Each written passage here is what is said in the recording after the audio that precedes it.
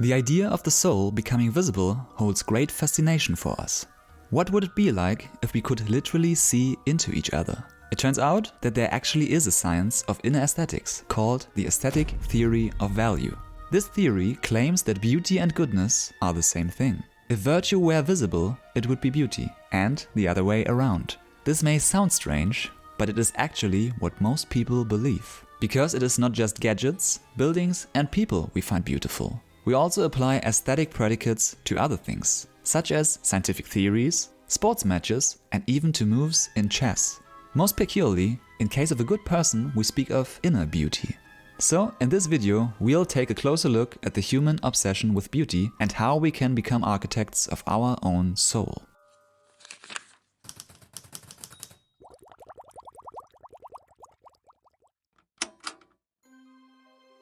One purpose of fiction is to explore moral questions by drawing us into the inner workings of its characters. In blending the particular with the general, stories offer a fertile ground for philosophical investigations. Therefore, let's turn to a famous story which explores the nature of inner beauty. There once was a young man named Dorian Gray. He was exceptionally handsome and therefore the beloved model of a painter. In the house of the painter, Dorian is introduced to a friend of his, Lord Henry. Lord Henry is an eloquent and witty man who is prone to charismatic digressions on art and beauty. Instead of pursuing a moral life, he advocates living for the sake of beauty. Fueled with Lord Henry's ideas, Dorian looks at his finished portrait and realizes the impermanence of his own beauty. Desperately, he utters the wish of retaining his looks, while his portrait instead shall be burdened with the marks that life would leave on his face. This wish comes with dire consequences. Meanwhile, Dorian focuses his life on the pursuit of beauty. He seeks gorgeous architecture, surrounds himself with handsome people, and experiences life as if it was a play on a stage. His life rose beyond good and evil. It is only beauty that matters to him. Unbound by morality, he is acting cruel and indifferent towards other people, even seeking beauty in the sinful and rotten. There were moments when he looked on evil simply as a mode through which he could realize his conception of the beautiful. Over time, he fosters a dark reputation. There even comes a moment when he commits murder. He asks a former friend to get rid of the body. As he thanks him for saving his life, the other answers, "Your life? God heavens, what a life that is. You have gone from corruption to corruption, and now you have culminated in crime." When he consults his portrait the next time, he nearly faints.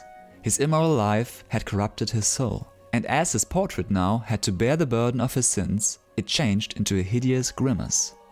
There was something in its expression that filled him with disgust and loathing. The horror had not yet entirely spoiled his marvelous beauty. There was still some gold in the thinning hair and some scarlet in the sensual mouth. The sodden eyes had kept something of the loveliness of their blue. The noble curves had not yet completely passed away from chiseled nostrils and from the plastic throat. Yes, it was himself. But it looked like a foul parody, some infamous, ignoble satire. Against his revulsion, he takes another step towards his portrait to investigate it more closely. It was from within, apparently, that the foulness and horror had come. Through some strange quickening of inner life, the leprosies of sin were slowly eating the thing away. Dorian realizes this portrait would be to him the most magical of mirrors. As it had revealed to him his own body, so it would reveal to him his own soul. The state of his soul haunts him, and he desperately tries to improve its condition. He can hardly bear his hideous inner face. But by this time, he has corrupted his soul so badly that he now is incapable of good action. His bargain with the devil cannot be reversed, and his soul is lost, no matter what. Unable to bear the burden of inner mutilation, he eventually commits suicide. We are apt to picture the soul by means of the human face, since this is the part of the body that most delicately expresses what goes on in the mind. For the soul to be visible, then, would be for it to have a face of its own. The aesthetic theory of value confirms that notion. Accordingly, beauty is not separate from virtue, but just another mode of expression. In this way, virtue, love, and beauty are linked together, suggesting that a virtuous character excites our sense of the beautiful, and therefore invites love. This view goes back to Plato, who famously connects the good, true, and beautiful. If we look at ordinary language of moral appraisal, we see how thoroughly saturated it is with aesthetic notions. It is remarkable, once one attends to it, how common it is to hear moral appraisal expressed in these kinds of aesthetic terms. Religious iconography abounds in such depictions, as with pictures of Jesus Christ and the devil. What is going on here is this. The idea of beauty of soul is transmuted into a visual representation.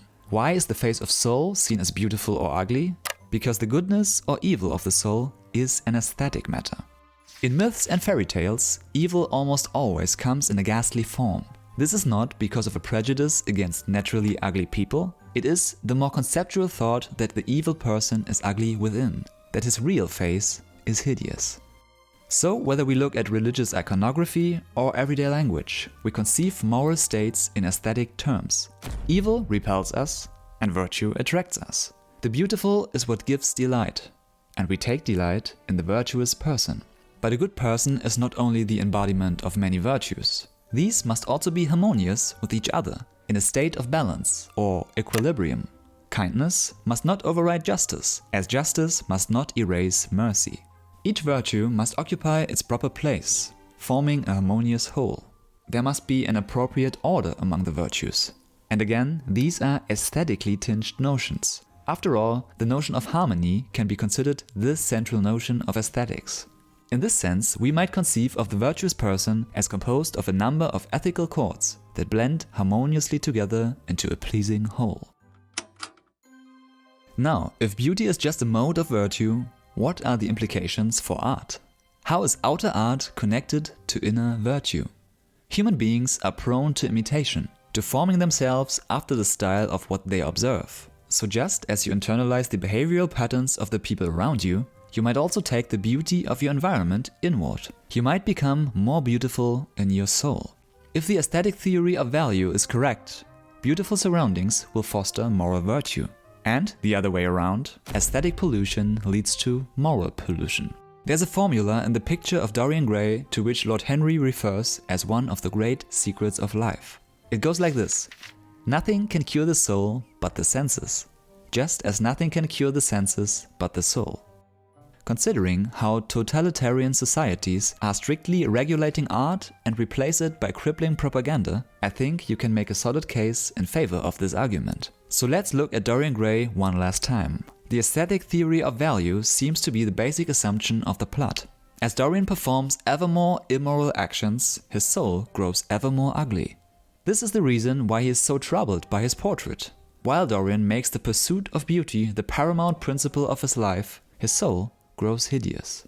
If he would be serious in turning his life into art, he would take his inner beauty into account too. And this would turn his enterprise automatically into a moral quest. Because along these lines, the moral life is a sort of artistic life. The effort to be a good person is an artistic project. In this sense, we all are architects of our soul.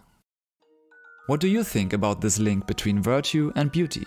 How does music fit in here? Write your thoughts down into the comment section below. Don't forget to subscribe, and until next time, thanks for watching.